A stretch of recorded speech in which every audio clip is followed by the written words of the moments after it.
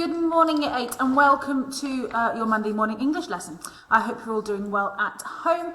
Alright, please make sure you have everything you need, pen, paper, etc. ready to go for this lesson. So your date and title are at the top there. It is Monday the 29th of March 2021 and today we are focusing on subordinate clauses and lists. This is your Mastery Monday lesson for the week. Your starter task there then is to punctuate these sentences correctly. And on the screen there you have 3 different sentences that all require some commas to be included. And you need to pull on the knowledge that we covered last week in relation to temporal clauses, prepositional phrases and lists, okay? To ensure that each one of those is punctuated correctly. So pause the video here, get that date and title written down and have a go at those 3 sentences on the screen there. Play again when you're ready to go through the answers. Okay, hopefully by now you've managed to have a go at each of those questions. So your task was to punctuate the sentences correctly with what we know from last week about punctuating sentences that contain both temporal clauses, prepositional phrases and lists, okay? So I'll now go through the answers. So number 1 here, when I went to the shop, I bought cheese, ham and bread. We need a comma here because when I went to the shop is telling us when it happened, that's the temporal clause. And then I bought cheese, ham and bread. You need a comma after cheese because that is a list of the things that were bought. Number 2, over by the field, a comma is required here because this is telling us where the main event happened, which is a prepositional phrase. And then we have over by the field, a farm and factory. Okay, so my apologies. No, this one's here because you have the prepositional phrase beforehand. The first comma is here because you have a list with field, farm and factory. But that entire thing is all one prepositional phrase. Okay, so commas need to go in those 2 places. Number 3, at the local shop, they are selling newspapers, flowers, chocolate and cards. We need the comma here because this one is the prepositional phrase. It's telling you where they are selling the things, so there's a comma. They are selling newspapers and flowers, commas after each of those because you have a list of the things being sold here. Double check your work, check to see if it's correct, make edits if you need to, pause the video again if you need to take some time to do that. Play again when you're ready, but I'm going to carry on for now. So today's aims are to practice punctuating sentences that contain both subordinate clauses and lists, to practice punctuating sentences that contain subordinate clauses, and to create our own independent clauses to add to our subordinate clauses. So a few different activities for us to do today. But we're going to begin with just recapping some prior information. So as we know, there are many different types of subordinate clauses, and some of them we have already met. We've talked about when it happened, temporal clauses, where it happened, prepositional phrases, but also sentences that begin with if, although, or unless, and all of these are forms of subordinate clause.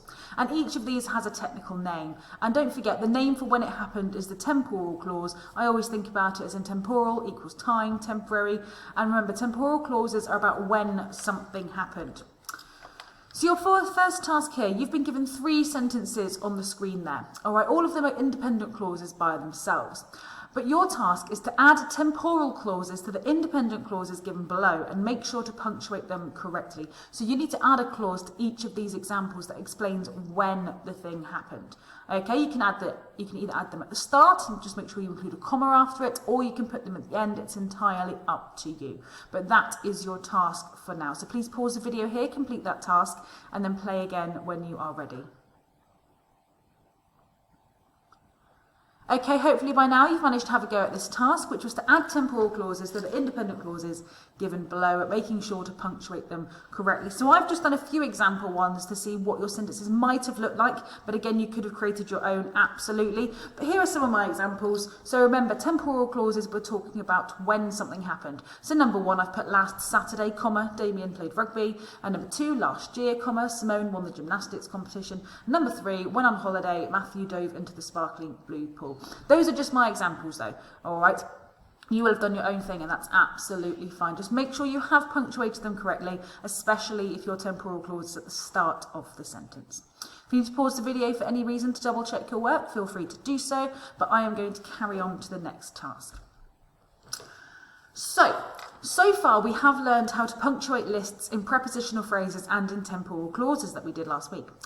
Always remember, if you ever get stuck with punctuating those things correctly, first of all, find the independent clause in the sentence. Sometimes this could be as little as a couple of words, sometimes it could be a few words, but once you have found that, you can then work around it. Next, punctuate the subordinate clause. You can assume that anything that isn't the independent clause is going to be part of the subordinate clause, in which case you can punctuate appropriately.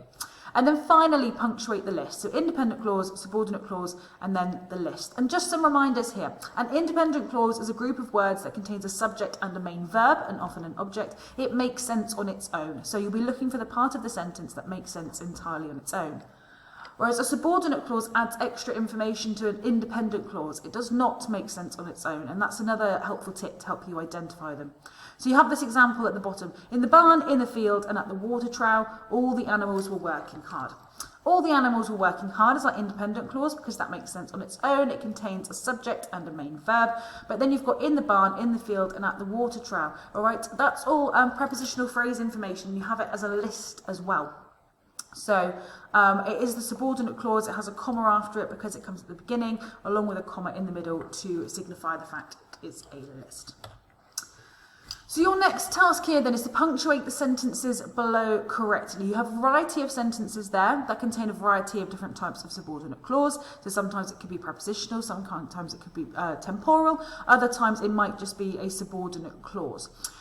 So that is your task, to punctuate all three of those correctly. And again, if you get a little bit stuck, remember to follow the pattern at the top. Firstly, identify the independent clause in each sentence. Second, punctuate the subordinate clause. And I've put if needed, because in some examples, the subordinate clause might appear at the end of the sentence, in which case you don't need to include a comma. And then thirdly, punctuate the list. So move through that process with each one to help you identify where to include commas correctly. So pause the video here, complete that task, play again when you're ready.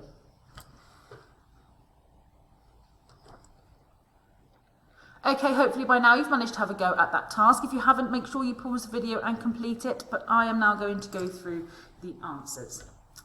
So your task was to punctuate these sentences correctly, and you needed to draw on your knowledge of punctuating lists along with prepositional phrases, temporal clauses and subordinate clauses, ensuring that you include those commas in the correct places. So in number one here, as I ate my sandwich, and I've put a comma there because that is telling you when something happened, with ham, lettuce, tomatoes and pickles. I've then included commas after ham and lettuce because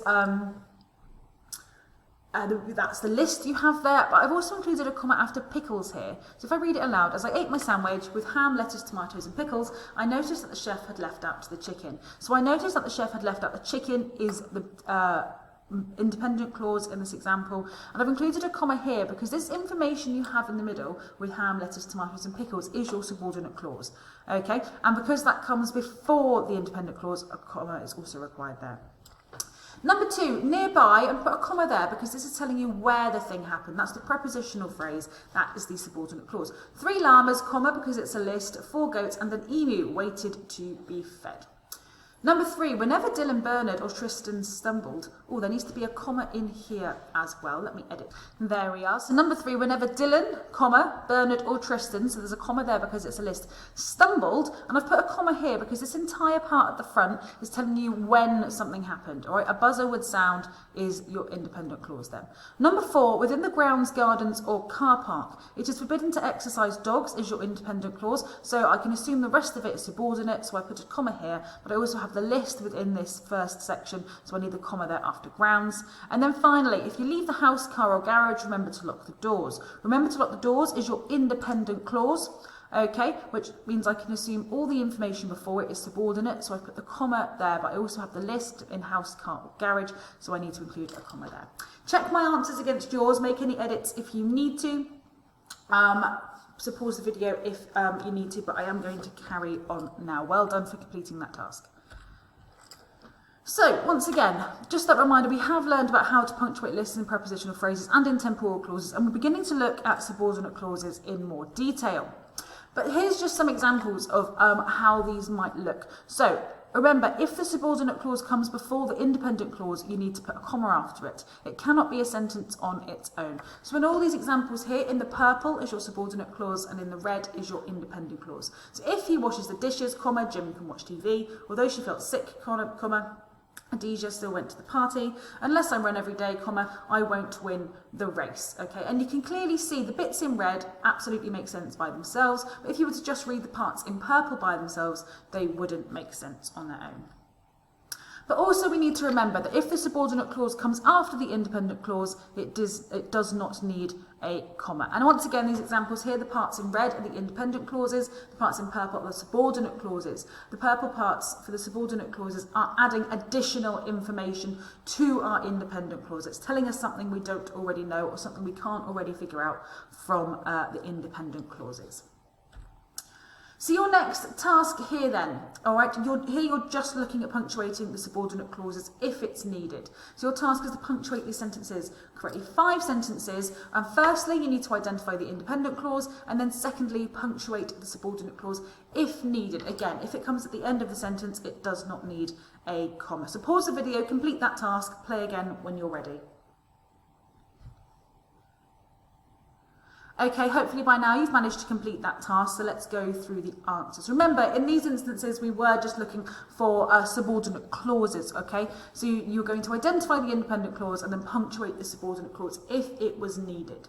So let's have a look then. Number 1, although James loved basketball, he represented his school in badminton. So he represented his school in badminton is our independent clause, which means the part at the beginning, although James loved basketball, doesn't make sense on its own. It is our subordinate clause. A comma is required there. Number 2, you may go outside if you have finished your work. You may go outside is our independent clause, that makes sense by itself. If you have finished your work is our additional information, that is our subordinate clause, but a comma is not required because it is at the end of the sentence. Number 3, unless Dad made the phone call, Jane would not be allowed on the school trip. Jane would not be allowed on the school trip is our independent clause, which means the part at the beginning, unless Dad made the phone call, is our subordinate clause. A comma is required to signify that that is the subordinate clause. Number 4, even though Andrea loved playing Angry Birds, she stopped playing to do her homework. She stopped playing to do her homework as our independent clause. So this part at the start, even though Andrea loved playing Angry Birds, is subordinate. A comma is required there. And then finally, Max started to improve his performance because Sandeep had joined the team. Max started to improve his performance as our independent clause, and then because Sandeep had joined the team, is adding additional information. That is our subordinate clause, but a comma is not required because the subordinate clause is at the end of the sentence. Double check these answers against your work, make any changes if necessary, pause the video again if you need to. Right, but well done on completing that task, and I'm now going to move on in this video. So this is your final task for this morning then. In the table, there are some subordinate clauses. Your task is to make up your own independent clause to complete the sentence. And you can put these either before or after the subordinate clause. It's up to you. I know that on the screen here it has put some subordinate clauses at the start and then some at the end, but it's entirely up to you if you want to take them and move them around. To put some at the start, put others at the end. All right, but your task is to add an independent clause that makes sense on its own to contextualise each of those subordinate clauses. Okay, so pause the video. Once you finish, play again. I have done a couple of examples of some things you might want to have put, or an example of what independent clauses might look like. All right, but your task is to come up with your own examples here. So pause the video, complete the task, play again when you're ready. Okay, hopefully by now you've managed to have a go at that task on there. So I'm just going to show you some examples of what your independent clauses might have looked like for each of those examples. But again, this was a task where it was entirely up to you what you included. You also just had to make sure that you punctuated them correctly. So, some examples here. Number 1, rather than eating the entire cheesecake, comma, because that's the subordinate clause at the start, Charlie only took 1 slice. Number 2, Martha continued to walk out the door even though the phone was ringing, no comma needed because the subordinate clause is at the end. Number 3, despite eating all the melon for breakfast, comma, Alice was still hungry. So again, this is all subordinate clause at the start with a comma. And those are just some examples from me. Again, just showing you what your independent clauses might look like, including those commas when necessary. Okay, but your task was to complete all 5 of those on your own, and I'm sure you did fantastically. Alright, so that was the end of today's lesson. Today's aims were to practice punctuating sentences that contained both subordinate clauses and lists, and to create our own independent clauses to add to our subordinate clauses. We've done tasks throughout this lesson that meet all of those aims, so that is brilliant. That is the end of today's video lesson. Thank you for watching along and completing the work. Don't forget to upload your work onto Show My Homework once you have completed it. Okay? But otherwise, your next lesson will be up tomorrow, and take care.